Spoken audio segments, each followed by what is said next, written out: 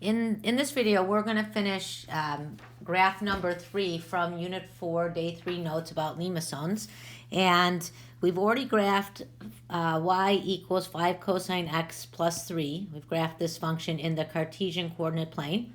And now we're in the process of transferring that same graph to the polar plane over here. I'm going to add a few more points to the Cartesian plane now that we have a bit more time.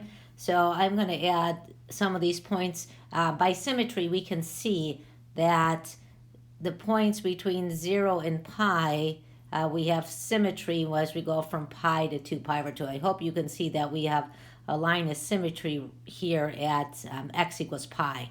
So I'm going to write down some of these points so it'll help us when we're plotting. We have 7 pi over 6 is going to be at the same y value as 5 pi over 6, so that would be 7 pi over 6 negative 1.3. 4 pi over 3 will be the same, so if we look here, 4 pi over 3 should be the same as 2 pi over 3 by symmetry. So 4 pi over 3 has a y coordinate of 1/2, the same as 2 pi over 3. 3 pi over 2 is at 3. That was one of our key points, so that's a little easier to find. Let's graph 11 pi over, so I can graph 5 pi over 3. I'll put that on, so go up to 5 pi over 3. That's going to be the same as pi over 3, so these will be symmetric. So 5 pi over 3 is going to be at 5.5. And then 7 pi over 4. 7 pi over 4 is in between 5 pi over 3 and 11 pi over 6. So 7 pi over 4 is this next line right here. So this will be 7 pi over 4, 6.5. Okay, now I'm going to go back. In class, we plotted a number of these points. I erased a couple of them because I'm not sure if they were right. Gabi questioned me about one of those at the end of the class, so I just cleaned that up. So we're ending with pi over 2, 3. So we're ending with this point, pi over 2, 3. The next point we're going to do is 2 pi over 3, 1/2. So I'm going to plot that. I'm going to go on the 2 pi over 3 ray and go out 1/2. And then I'm going to plot 3 pi over 4, negative 1/2. All right, so for 3 pi over 4, that's this ray right here. If we want to go negative 1/2, we're going to flip over the pole. So we're going to be on the 7 pi over 4 line, and then we'll go out 1/2. And I think this is a point I plotted in class right here, which is 1/2, so I don't need to plot that again. 5 pi over 6 was at negative 1.3, so 5 pi over 6, we flip across the pole. That'll put us at 11 pi over 6. And then we go out 1.3 units. So I'm going to plot that 1.3. Next point that we're going to plot is pi negative 2. So if it's a negative r, we go along pi, but a negative r will put us 180 degree or pi radians away, of rotation away. So that means we're really going along the ray theta equals 0. And then we have pi negative 2, so that's the same thing as theta 2. So I'm going to plot that point, theta 2. And the next one we're going to plot is 7 pi over 6. 7 pi over 6 is this ray right here.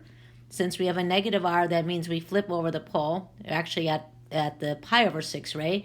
And then we need to go 1.3 units along this, so it'll be about right here. So I'll go ahead and plot that point. So pi over 6, 1.3 is the same thing as 7 pi over 6, negative 1.3. This was also a point here. I'm going to add one point that I skipped, which is 5 pi over 4.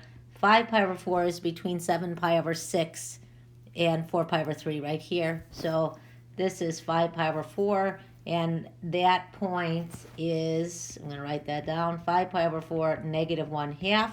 So if we're at 5 pi over 4, and it's a negative r, we're going to go across the pole.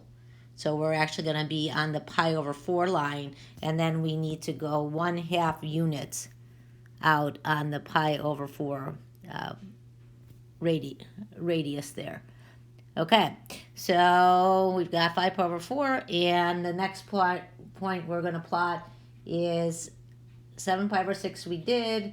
Let's plot 4 pi over 3. So 4 pi over 3, we're at positive 1/2. So right here, 4 pi over 3, positive 1/2. So we're going to plot that. 4 pi over 3, that's a positive r, so I just go along this ray. This is 1/2. Next one we're going to plot is 3 pi over 2, 3. So 1, 2, 3. Right, so we count out 1, 2, 3 units on the 3 pi over 2. 5 pi over 3, we're at 5.5. So we'll go on the 5 pi over 3 spoke, then go out 5.5. So we'll have 1, 2, 3, 4, 5.5. And now we can see that these points are reflections over the horizontal axis, right, relative to the points up here in the dark blue. The light blue are reflections. So I'm going to plot, next one we're going to plot is 7 pi over 4. 7 pi over 4 is 6.5. So we'll count out 6.5 on the 7 pi over 4 ray. So 1, 2, 4, 5, 6.5. And the last one is 11 pi over 6. I didn't write that one down, so I can. 11 pi over 6, I'll fill that in, is here. And 11 pi over 6 is the same thing as pi over 6. So actually we have 11 pi over 6, and that was 7.3. Oh, I'm missing a point here. Let me fix this if I can. 5.5 went with 5 pi over 3. I guess I forgot to write 5 pi over 3 there. Okay, so 11 pi over 6, 7.3. So I'm going to plot that last point. I'm going to count out 7.3 units. 1, 2, 3, 5, 6, 7.3 on the 11.6 spoke. So actually here. Okay, and now I'm going to connect these with a nice smooth curve. So I'm going to connect these. And here we go through the pole, and then we make this inner loop and then come back around. And this type of Limacon is actually called a Limacon with inner loop, or sometimes it might just be called a looped Limacon. I've seen both. Okay.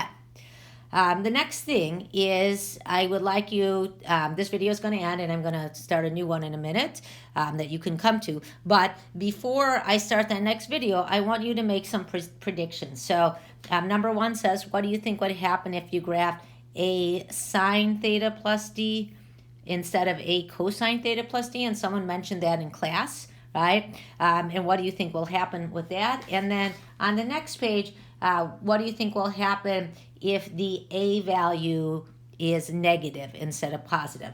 So make some predictions about that, and then you'll go on to the next video where I'm going to show you a Desmos exploration. You can try the Desmos on your own and then watch a video afterwards, or watch the video with me. Either way.